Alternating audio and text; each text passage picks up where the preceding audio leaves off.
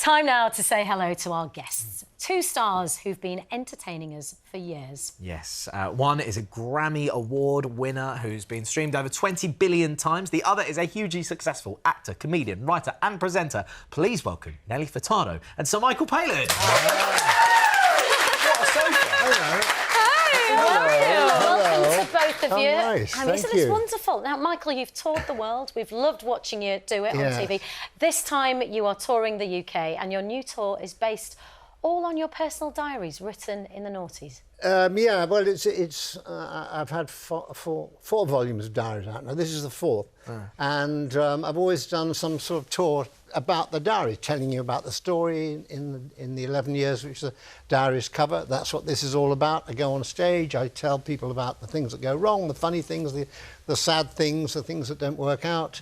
It's all about, you know, I mean, a lot of it was my journeys during that period. I was doing Sahara and Himalaya and all that. But what's interesting is what happened in between. Why do you decide to do such and such a journey? How did the BBC feel about you wanting to go off to the Sahara? Yeah. 4 hours of sand, they said to me.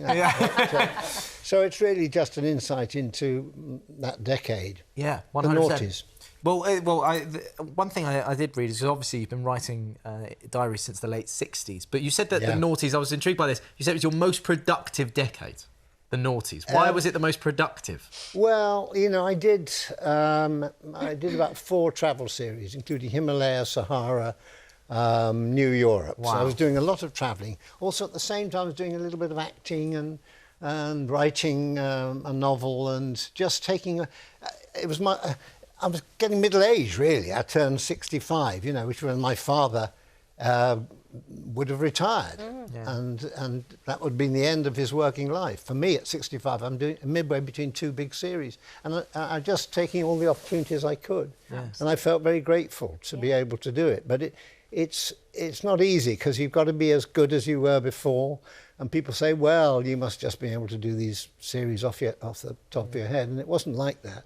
It was quite hard work each time to prove that you could do something as good as the one before. What a charmed career, though. What an absolute charmed career. Nelly, have you ever kept a diary? It's not that long ago. Yeah. For you. I'm listening. That's great. It's great listening to you speak. Thank you. Have you ever kept a diary? The last diary, like real diary, I think I was 16 on like a trip to the Azores, like in Portugal with my family. Or actually I was alone on that trip. That's why probably the diary was better. And then, well, with family. Or like, I've kept a lot of journals, but I'm not sure if I would like share some of them. Publish them. It's quite the step.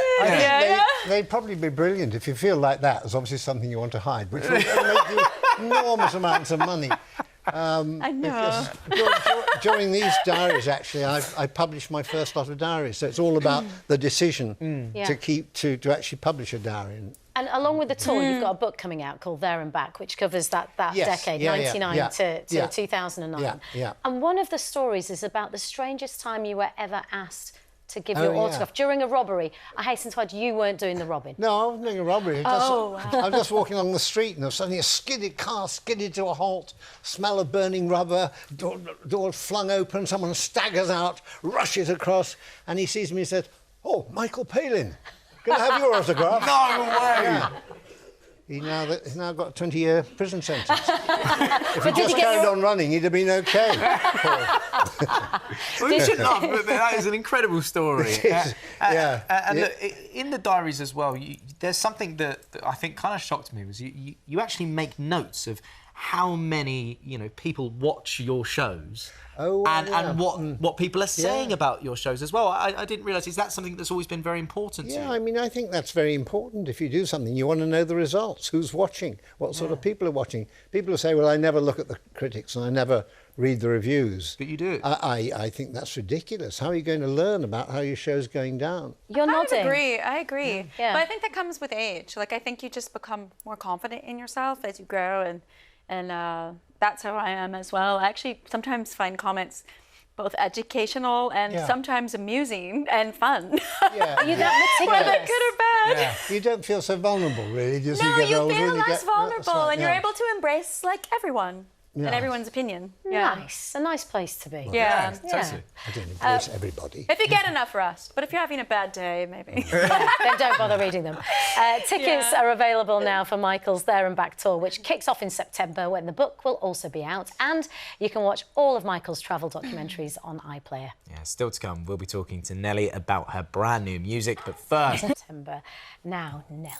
It is wonderful that you are back. It's been a 7-year hiatus. Yeah. New album out called 7. And you said that this was a calling. Yeah, definitely. I kind of felt called back to kind of make more music. Kept hearing my songs were trending on TikTok and social media. So I was drawn back into it. My daughter at the time was a teenager, so she kind of schooled me very quickly on it all. And then started also hearing my song out. I would start going out more and hearing my song. I saw people dancing to my music at clubs, heard my music at house parties, things like that. And then DJ started remixing my music a lot. I kept hearing so many remixes of my vocals. So I thought I need to go record new vocals, and that's kind of how it started. Wow. I mean, you speak about, coming back into music, but before that, 7 years, it's quite a long time. Even yesterday in the news, we saw Adele saying she wants to take a big break from music. Why do you think that's so important for artists to do? Well, artists, who, when you're writing songs, you're experiencing life, so you can share those emotions with people, and it just takes a little longer to reflect. And this entertainment business, it's quite fast-paced, and I started when I was 20 years old, So I always needed a little time to step back and just kind of reset for myself, because I'm quite sensitive. Sure. Sensitive and incredibly talented. I think we should have a listen to some of the new music from the album. This is your second single, available now, Corazon.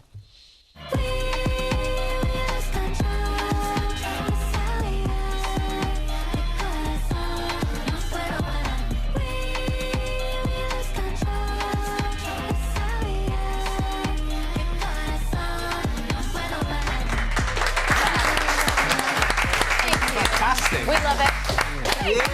Everyone's loving it. But what we really enjoy as well is that the album, apparently it's a family affair. Your daughter Nevis collaborated on this album. Yes, she really did. She's really smart cookie, and I've got 3. I've got 6, 5, and then she's the oldest. But she was in the studio from day one, and she just got really inspired and passionate about music, and she went off to work in the business. But she's in there kind of saying, Mum, but this, don't forget about your fans. Don't forget about keeping the music rich and interesting, and really I feel at the end of the day, she just pushed me to work harder and really set a good example for her. And then, as a mum, you want to do that. If your kids are watching you, it's like A game on.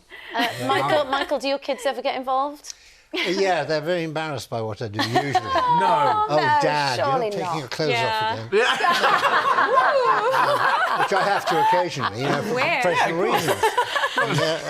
No, I mean, there have been times when you're in the middle of nowhere, and they can't really understand quite the fact there's no soap, water, or anything like that. So you just have to get in the nearest stream, take your clothes off, and be free. Yes. Exactly. Oh, yeah. How many do you have? I'm just so curious. Sorry, how many children? How many children? 3. And, like four, me. 4 grandchildren. Yeah. Oh, that's so amazing. You have to go to see the tour, because your grandchild features a lot in the...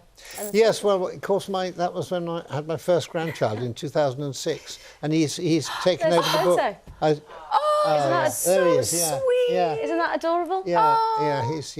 Now, Nelly, you have a wonderful back catalogue. Tracks like Man-Eater, Promiscuous, Say It Right. I have to say, here we go. Let's have a listen. There you are. You just got classics, non-stop. Hey, this is from your first album. What's it like watching that? Absolutely brilliant first single that came out. I think I'm 21 in that video. 21. Yeah. You haven't aged, but your music hasn't aged either. Thank you. How does it feel that there is a new generation finding you?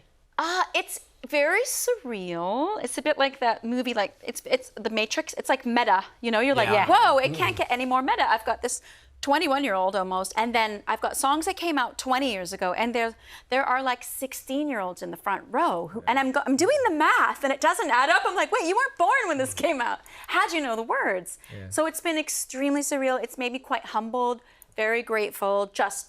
I'm just happy to be here, like doing this again. It's so fun. Well, we are delighted that you're back doing it. Really are. Oh, thanks. And if you want to hear more from Nelly, we had a gorgeous chat this morning on Woman's Hour, and you can listen back to it on BBC Sounds. We've been hanging out all day. Oh, we have.